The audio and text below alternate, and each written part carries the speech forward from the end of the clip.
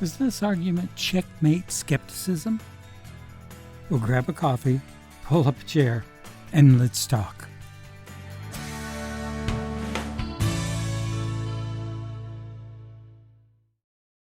Hi, everyone. I'm Tom Dallis, Christian theologian and apologist, and this is Mere Christianity for the Digital Age. Here, we take the big questions that fill our feeds and actually think about them. Now, some arguments for God's existence lean on science, things like the fine-tuning of the universe or the Big Bang. Others lean on history, such as the resurrection. But today's argument? It starts with logic itself and ends with what might be the closest thing to a philosophical checkmate.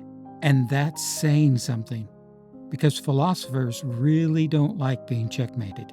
Now, to be clear, you can't think God into existence, but the fact that you can think at all is already really remarkable.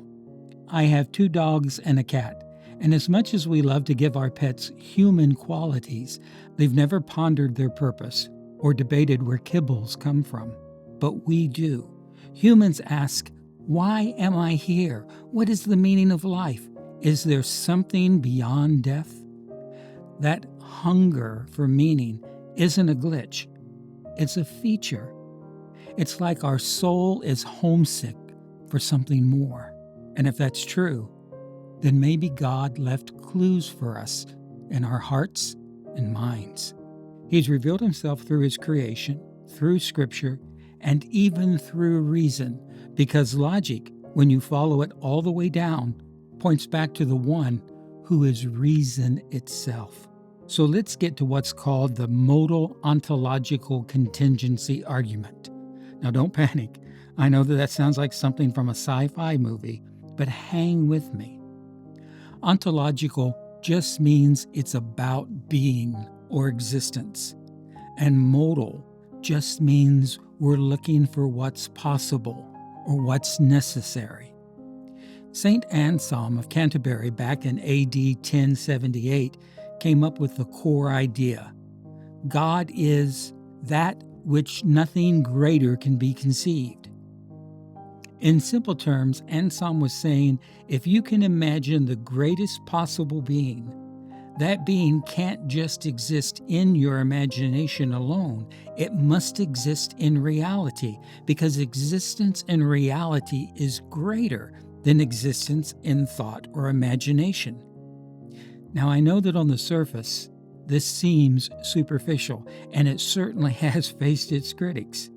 However, this argument has been refined by later philosophers like Leibniz, Gödel, and Alvin Plantinga, who have sharpened it with modal logic.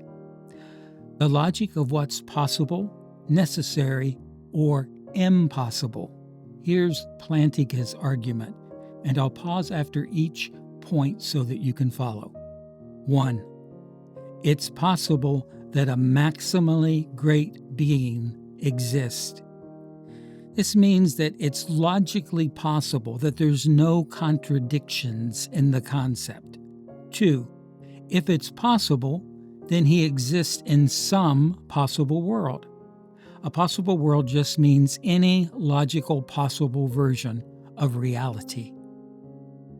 3. If he exists in some possible world, then he exists in every possible world, because a maximally great being wouldn't just exist sometimes. 4. If he exists in every possible world, then he exists in this one, the actual world. 5. Therefore, a maximally great being exists. And that, my friend, is the sound of a logic door quietly locking behind you. Now don't worry, there's no quiz at the end. Now, some skeptics like to reverse this argument. They say, well, if it's possible that God doesn't exist, then he doesn't exist in any world. But that's a category mistake. The opposite of possible isn't possible in the other direction. The opposite of possible is impossible. So to refute the argument, an atheist would have to prove that it's impossible for a maximally great being to exist. And that's a much higher bar, because to say something's impossible, you have to show a logical contradiction in the very concept of God. And since there isn't one, the possibility stands. And once that possibility is granted, the logic leads all the way to necessity. Here's the part I love about philosophy. When it's done right, it doesn't just live in your head, it's in your heart. Because if God exists necessarily, then truth, beauty, and goodness are built into the fabric of reality. And when I look at those three animals I mentioned earlier, my two dogs and cat, they may not be asking about meaning, but they still point me to a creator who gives it. Their instincts make sense because mind came before matter, not the other way around. So if our pets run on instinct, but we run on questions, here's the next step: the argument from contingency. It goes like this. 1. Whatever exists has an explanation. Either it exists by the necessity of its own nature, it can't fail to exist, or it exists because of something else. It could have failed to exist. That's the principle of sufficient reason, PSR. Necessary realities, things like logical and mathematical truths, are baked into reality. Contingent realities, you, me, stars, coffee mugs, they're here, but they didn't have to be. So that brings us to point 2. The universe is contingent. It began to exist, and anything that begins could have not begun. Its constants and initial conditions could have been otherwise, so it's not necessary. And it's made of parts, galaxies, planets, particles, each of which is dependent. Stacking dependent things doesn't magically produce independence. A pile of IOUs still isn't cash. 3. An infinite chain of because of never explains why the chain exists. You can say A because of B because of C forever and ever, but you never arrive at the reason why the whole series exists at all. It's like a book of borrowed fire. If every candle is lit by another candle, where did the first flame come from? To actually explain why anything exists, the chain must end in something that just is. A stopping point that doesn't borrow being from anything else. 4. Therefore, there must be a necessary being, a reality that exists by its very nature, uncaused, self-existent, and independent, the ground on which everything contingent stands. This isn't wordplay. It's the only way to avoid saying everything just is for no reason, which abandons explanation altogether. Laws describe how things behave once they exist. They don't produce existence from nothing. And a necessary physical thing won't do because physical reality is exactly what's in question. So the best candidate is immaterial, timeless, spaceless, powerful, and, as we'll argue next, personal, capable of choosing to operate in a finite world. Think of dominoes. An endless line of falling is impressive, but unless there's a hand to start it, nothing moves. Or think architecture. Blueprints don't build houses. Builders do. Creation needs a builder, not just rules. If reality is grounded in a necessary being, then your life isn't accidental. It's intentional. Meaning, morality, and purpose are not wishful thinking. They're downstream from the very source of being. You are not borrowed existence. your gifted existence. Okay, that's the argument from Contingency, and we're primed to merge this with modal logic and show why, if a necessary being even is possible, then God must exist.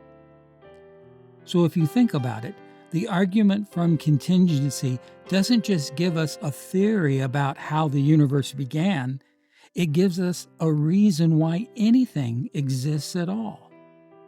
And if that reason points to a necessary, personal, intelligent mind behind it all, then it isn't just philosophy anymore. It's the foundation of everything we are. We'll take a short break, and when we come back, we'll look at one of my favorite analogies, the chessboard of reality. And I'll walk through how modal logic takes this even further in what I call the modal ontological contingency argument. So you might want to top off that coffee. We'll be right back.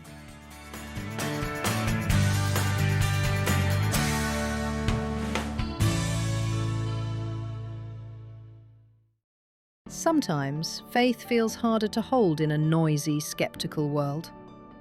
Doubt scrolls by at lightning speed, and truth can feel like just another opinion. Mere Christianity for the Digital Age by Dr. Tom Dallis invites you to slow down, breathe, and think deeply again. Inspired by C.S. Lewis's enduring classic, this book speaks to the heart and mind, exploring how reason, morality, and the search for meaning still point to God, even in an online world of endless noise. It's a guide for seekers, skeptics, and believers who want to rediscover why faith still makes sense. Mere Christianity for the Digital Age, coming this December, because good things take time to think through.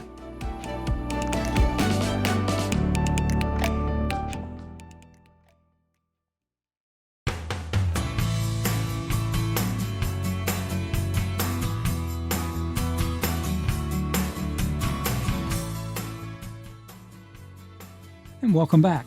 If you're just joining us, we've been talking about why the universe can't explain itself and how everything that exists must ultimately rest on something necessary. Now let's put this idea on the board, literally. Picture a giant game of chess.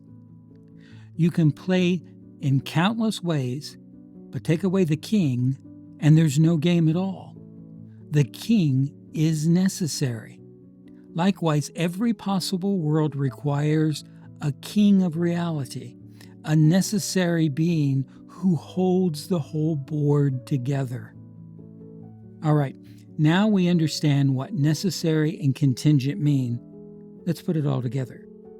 This is what I call the modal ontological contingency argument, and I'll walk through it slowly so you can hear how the logic builds. Point 1.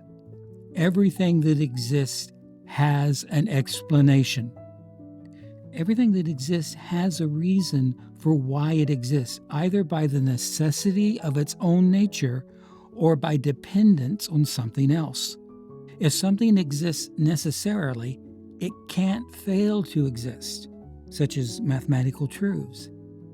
But contingent things, like people, planets, and puppies, depend on something outside of themselves. They could have failed to exist. You and I don't have to be here. That's what contingency means. 2. The universe and everything in it are contingent. The universe began to exist, and anything that begins could have failed to begin. Its physical constants and initial conditions could have been different. So it's not necessary, it's contingent. And since the universe is made up entirely of dependent parts, it can't magically become independent just by grouping them together. Premise 3. Contingent existence can't explain itself forever. If every part of existence depends on something else, you can't stretch that out into infinity and expect it to explain itself. An infinite chain of dependencies never arrives at a foundation. It still leaves you asking, okay, but why does the chain exist at all? So there must be a final cause, a necessary being that explains all else. Premise 4. Therefore, there must exist a necessary being. This necessary being exists by its own nature. It's uncaused, self-explanatory, and eternal. It provides the foundation for all contingent reality. That's the anchor point of existence. Premise 5. It's possible that this necessary being is maximally great. And here's the ontological side. If it's metaphysically possible, meaning logically consistent for a maximally great being to exist, then that possibility carries immense weight. Why? Because a maximally great being is one that has every perfection, power, knowledge, goodness to the highest degree, and necessary existence is part of that perfection. So if it's possible that God exists, then he exists in some possible world. Premise 6. If he exists in some possible world, he exists in every possible world. A necessary being doesn't pop in and out of existence like some cosmic guest star. He's necessary. He exists everywhere and always, and that includes our world right now. Premise 7. Therefore, a necessary, maximally great being exists in the actual world. That's the conclusion. A necessary, maximally great being, God, exists in reality, not just in reason. And because he's necessary, it's impossible for him not to exist. So all contingent things, you, me, the universe, are grounded in this one necessary, self-existent being. Or as Thomas Aquinas beautifully put it, he is that which we call God. The ontological argument shows the nature of that being. The contingency argument shows the need for that being. Together they point to a reality that's both rational and personal. And that's why when Scripture says, I am who I am, it isn't just theology, it's philosophy turned into poetry. So there it is. The logic that begins with why anything exists and ends with why it's impossible for God not to exist. When you follow the reasoning all the way through, you discover that reality itself is personal. Behind the laws, the math, and the matter stands a mind, a being who simply is. And that means your life, my life, and everything that ever was isn't a cosmic accident. It's the overflow of purpose. As I like to say, philosophy opens the door, but faith steps through it. Hey, thanks for thinking deeply with me today. If you'd like to see the full syllogism and read more about today's topic, you can find it on my theology blog at www.tomstheology.blog. And remember, good things take time to think through. Thanks for listening, and you have a great day.